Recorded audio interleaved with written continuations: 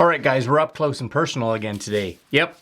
Today we are talking about the announcement that actually came out on Tuesday. And this was the Apple announcement in regards to their new MacBook Air, their new MacBook Pro, and their new Mac Mini. And of course, the big announcement and something that a lot of us have been waiting for and looking forward to with anticipation, if you're especially if you're an Apple user, but I also think if you're a Windows user, this has got to be something that puts some ideas possibly in your head, because as we all know, you know, when one company decides to go a different route, the other companies start to look at them to kind of ponder if that's an idea that maybe they should be looking at as well. So when a company like Apple decides, and this isn't the first time by any means that they've done this, to leave a certain processor type, in this case Intel with the x86 architecture, and now go to their own silicon, to the M1 now, the rest of the industry is definitely going to take a look at this. So even though this is something that is very Apple-centric right now, I do believe we could see this expand into other computer manufacturers to really see what, especially the ARM-based processor, can do inside a computer. Again, on the Mac side as well as on the Windows side. So the real question that I had, for one, was should I buy one of these new computers? And when Apple really started talking about this route that they were going to go on at WWDC back in, I think it's June. Is that June? It seems like 3 years ago. They talked about having a computer out by the end of 2020. And I know for me, I had bought this computer, which you guys can't see here, this computer right here. This is a 2019, which is still the current model using the 9th generation Intel. It is running, so this is the 16-inch running the i9 processor, the 2.3 gigahertz, I believe it is, 2.3, 2.4, I can't remember. 2.3, but it's running the 8-core Intel i9, 32 gigs of RAM, and it's got the upgraded video card. So I bought it specifically, really, because I wanted something that I could edit on. Now, this machine is fairly large, and if it's going to be your only machine, especially for doing, you know, creative work, so if you are especially someone that needs it as a powerhouse to do all kinds of, you know, video work or 3D work or photography work, this was kind of the machine that you went with, and it was for me as well. I ended up buying this year, just actually not that long ago, probably about a month, 2 months ago, I bought my iMac, Intel, again, souped it up a little bit. It's running the i7, 64 gigs of RAM, and I think the basic video card, but it's a smoking little machine, and I quite love it, and I do all my editing on there. So when Apple talked about this being kind of replaced, at least a 13-inch, I was like, maybe because I don't use this much for editing anymore, that would be a better option. My wife and I want to be able to possibly do some more traveling when that becomes a thing again. And carrying around a 16-inch laptop, for one, it is heavy.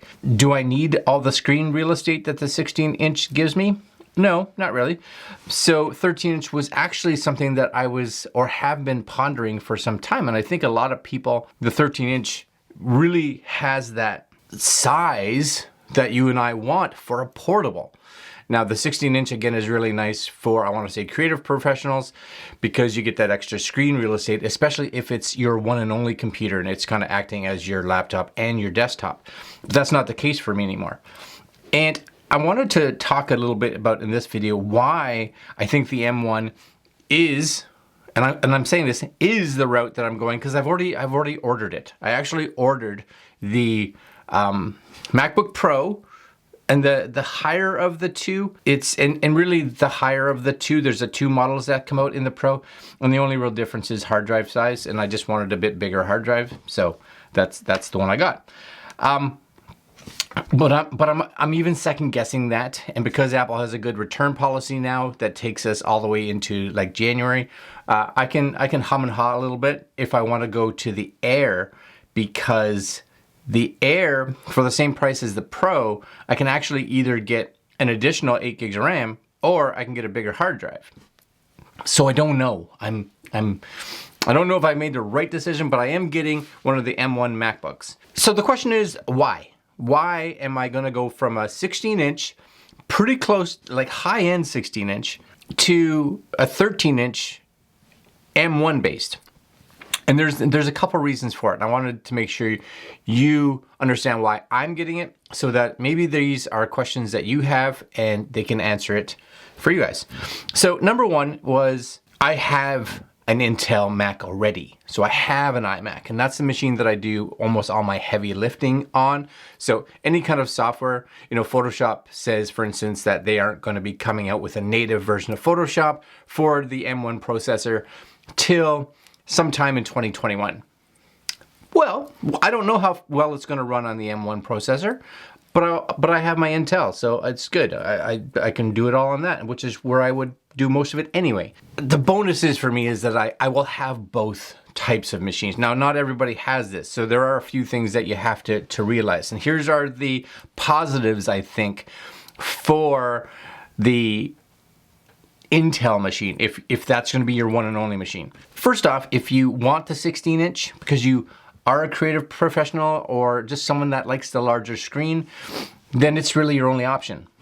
They don't have a 16-inch M1 type machine out yet right now. So they're all Intel. So you don't get a choice. It is what it is.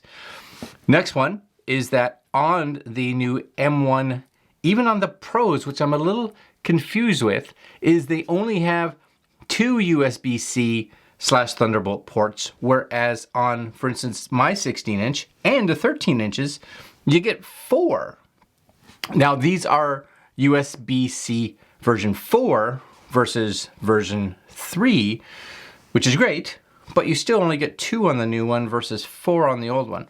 Now for me, I've realized, again, looking at my habits over the last year, and probably because I have an iMac, that I've never really used more than 2 anyway. And I have a USB-C hub, so if I need more ports, I just plug the hub in and I'm good to go. So wasn't too big of a concern, but it is for some. So you have to realize that you're only gonna get 2 on the left-hand side of the computer versus 2 on both sides, So that's also can be an issue. Thirdly, whatever we're on right now, is that the Intel machines can dual boot into, let's say, Windows. So if you want this machine to be able to dual boot and you want to be able to run Parallels or Boot Camp or VMware or whatever it is, so that you can also run Windows on your computer, I don't know, or none of us really know, if that's going to be a thing, or if a company like Parallels or VMware or whatever will update their software so that it can virtualize Windows. As of now, I don't think it's a thing. Will it be in the future? Maybe. But if you're on a machine right now and you require that, you may want to stick again with the Intel machines. So that's a big thing as well. And something to be aware of, I think. Now, on the positive sides, and this is the reasons for me. This is the reason for me that I'm going with the M1. And I want to bring up this kind of screen right here. And it's kind of talking about, this one here is talking about the MacBook Air. And you'll see up to 16 gigs of RAM. Now, again, on the MacBook Pro line, you can go up to, I believe it's 64 or maybe even 128 gigs of RAM. So if you need more RAM, that could be better. But the bonus of a machine that's built and optimized for its own software and hardware is that it's going to be optimized, which means it doesn't require as much. You do get USB 4. That's a perk for sure. Touch ID is on both of them. You do get Wi-Fi 6 if that's a thing. P3 wide color gamut. It's a 13.3-inch screen. And there's a few things that they talk about which I'm like, yeah, I'm curious. And it is something that's really curious because they do talk about things like up to on the MacBook Air, up to 3.5 times faster. Now that's 3.5 times faster, I believe, than the previous MacBook Air. So you'll see on the MacBook Pro though, they talk about it being 2.8 times, because again, the MacBook Pro, the previous 13-inch, was faster than the MacBook Air. But 2.8 times, that's nothing to sneeze at. 5 times faster graphics. You know, advanced camera ISP, I'm not sure what that means.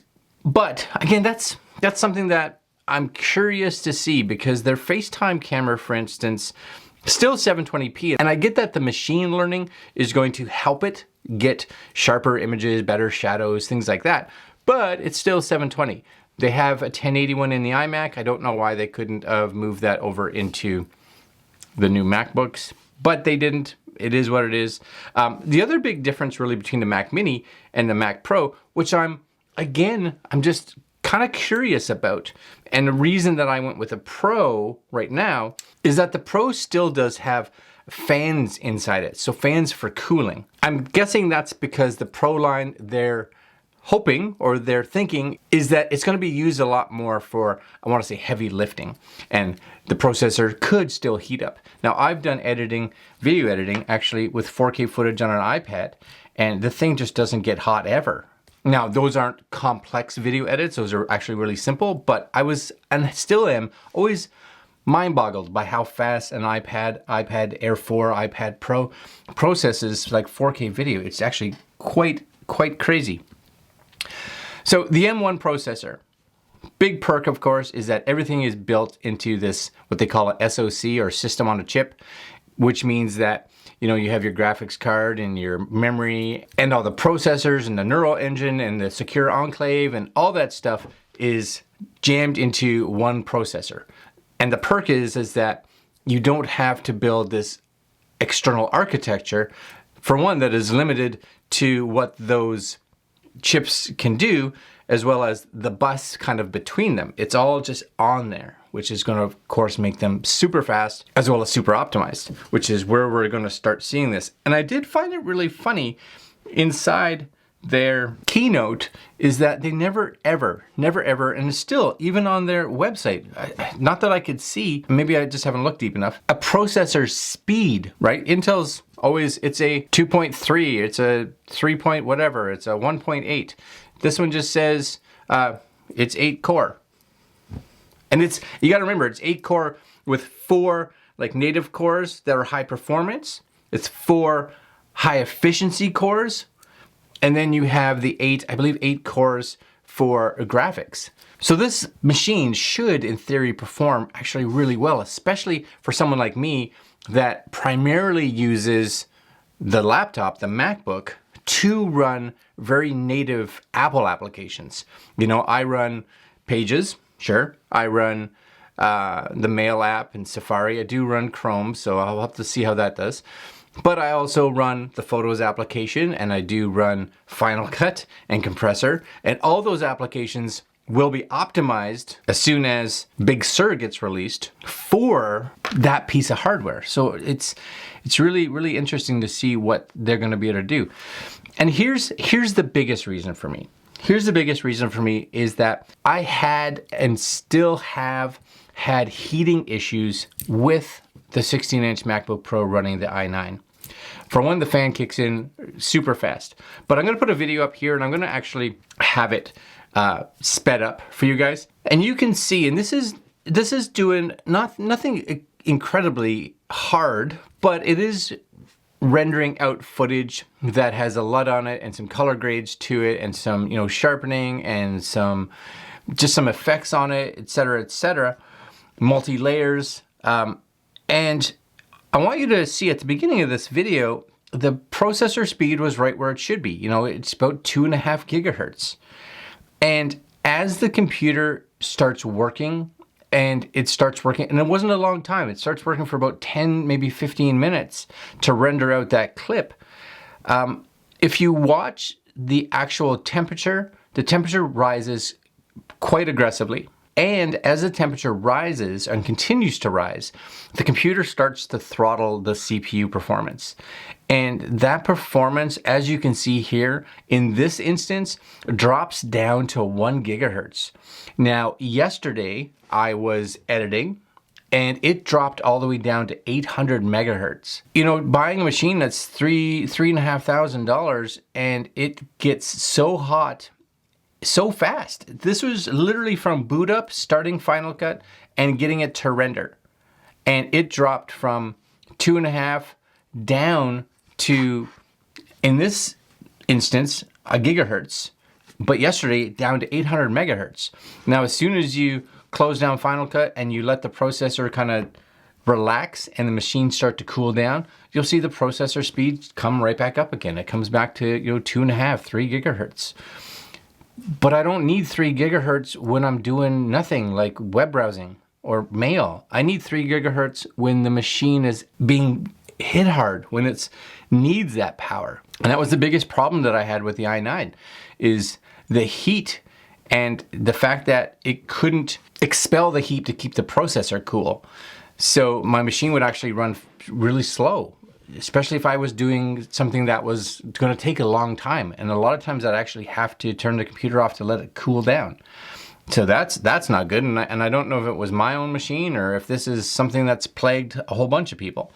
But that was probably the biggest reason that I decided I wanted to go to the M1, is that, you know, its power and efficiency seemed like there's something that Apple just said, we need to do both. Not we need to focus on one and ignore the other, but we need to do both. So this machine, like we're seeing, up to 3 times faster. Okay, so you went the power route. I get it. And then they're like, but you can also get 20 hours of battery life. What? 20 hours of battery life? Me and my wife, we're planning a trip next year, 2022, because we hope there's some normalcy by 2022, and we could be on a plane for 20 hours. You're saying I can watch video the whole time on one charge? Yes, please. That's what I want a laptop for. That kind of stuff. I want my iMac for the heavy lifting, and it will be able to do, I'm guessing, a bunch of heavy lifting. So, video much longer than I end up yapping a lot, right? So, the last thing I want to talk about real quick, MacBook Air versus MacBook Pro, 13-inch, of course. Who does both? And I don't know. I went with the Pro because you get a little bit more battery life. You get a bit brighter of a screen. You get the touch bar. And you get the fans. A lot of people don't talk about that. You do get the fans so that if the computer is going to be doing longer loads of heavy lifting, the fans will help keep the machine cool. The MacBook Air doesn't have fans, so it may need them if you're going to be using that machine for a lot of heavy lifting. And you just don't have them. But if you're not, then you can take the money that you would save and invest it into a bigger hard drive or invest it into more memory. You know, those are definitely options as well. I've pre-ordered it, as you can see here. Pre-ordered the MacBook Pro, and it says it should be here between the 17th and the 18th. So those are launch days. I'm hoping 17th. And what I'm gonna do right away, as soon as I get that, we're gonna do an unboxing so you guys can see what comes in it. And what we're gonna do is put it up against this machine. So we are gonna run a couple pieces of software, Geekbench, Cinebench, but I'm also gonna take that exact same Final Cut video file that I did here, and I have it on an external hard drive right now, and I'm gonna let it render from nothing to full render on both machines, because I wanna see how they do with each other versus timing, because really at the end of the day, that's what's important. Is it gonna save me time or is it going to take longer? All right, guys, I've yapped too long. Video got way out of hand. I'm excited to talk, but I'm gonna leave you there. There's definitely gonna be some upcoming videos in regards to that new MacBook with the M1 processor in it. I'm excited to try it. The fact that the Air doesn't need any cooling, okay. All right, guys, like, comment, share, subscribe. Make sure you hit the little notification bell. If this is your first time here, hey, thanks for stopping by. If you're a regular, hey, what's going on? But yeah, hit the bell so you guys can see the little testing we do when that machine arrives. Hopefully on the 17th. My hope is. All right, guys, we'll see you guys later. I'm out.